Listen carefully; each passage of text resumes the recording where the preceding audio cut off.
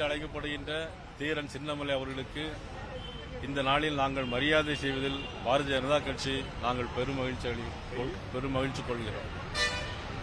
பாரதிய ஜனதா கட்சியும் சரி, பாரத பிரதமர் நரேந்திர மோடி அவர்களும் சரி, சுதந்திர போராட்ட தியாகிகளை மதிப்பதிலும் இந்த நாட்டுக்கு உழைத்தவர்களை நினைவு கூர்ந்து அவர்களுக்கு பெருமை சேர்ப்பதிலும் என்றைக்குமே முன்னணியில் இருந்து கொண்டிருக்கிறது. அந்த வகையில் நமது ஓடா நிலையில் தீரன் சின்னமலை அவர்கள் வெள்ளையருடைய வரி பணத்தை எல்லாம் எடுத்துக்கொண்டு வெள்ளையர்கள் மைசூருக்கு செல்லும் போது சின்னமலைக்கு நடுவே இருந்து அந்த வரி பணத்தெல்லாம் புடுங்கி கொண்டு வெள்ளைக்காரன் போய் சொல்லுங்கள், தீரன் சின்னமலை உங்க பணத்தை எல்லாம் எடுத்து போய்விட்டான் என்று வீர முழக்கமிட்ட மாவீரன் தீரன் சின்னமலை அவர்களுக்கு மரியாதை செலுத்தி நாங்கள் இன்றைக்கு மகிழ்ச்சி அடைகிறோம். அது மட்டுமல்ல, சுதந்திர போராட்ட தியாகி மட்டுமல்ல, எல்லா சமூக மக்களையும் எல்லா இன மக்களையும் நேசித்தவன், ஒற்றுமையாக இருக்க வேண்டும் என்பதற்காக உழைத்தவர் மட்டுமல்ல, தன்னுடைய படையிலேயே எல்லா சமுதாய மக்களையும் வைத்தவர்.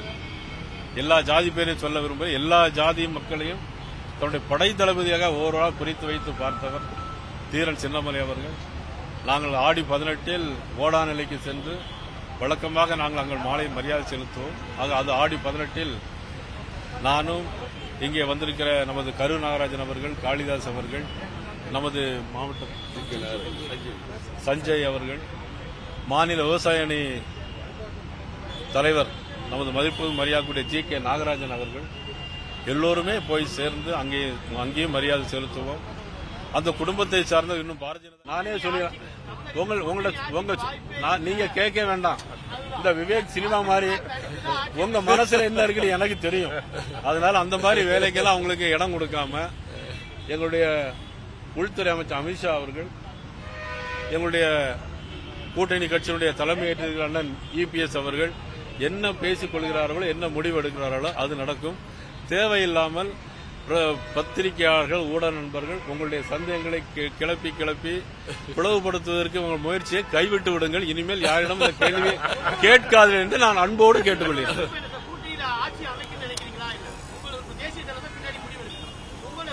என்னுடைய விருப்பம் திமுக ஆட்சி அகற்றப்படணும். அதுதான்.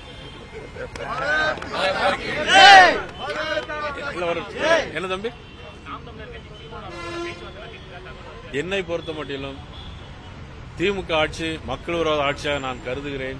ஆகவே மக்கள் நலன் கருதி, தமிழகம் மக்களுடைய நலன் கருதி மது போதை பழக்கத்திலிருந்து விடுவிக்கவும், சொத்து வரி மின்சார வரி உயர்வை கட்டுப்படுத்தவும், மக்கள் நலன் சார்ந்த பிரச்சனைகளுக்காக வர வேண்டும். எல்லோரும் வர வேண்டும் என்னுடைய விருப்பம். அதில் யார் வேண்டாலும் நீங்க வேணா எழுதிடுங்க. நன்றி, வணக்கம். பிளே ஸ்டோர் மற்றும் ஆப் ஸ்டோரில் இருந்து பாலிமர் செயலியை QR கோடு மூலம் பதிவிறக்கம் செய்யுங்கள். செய்திகளை உடனுக்குடன் பெறுங்கள்.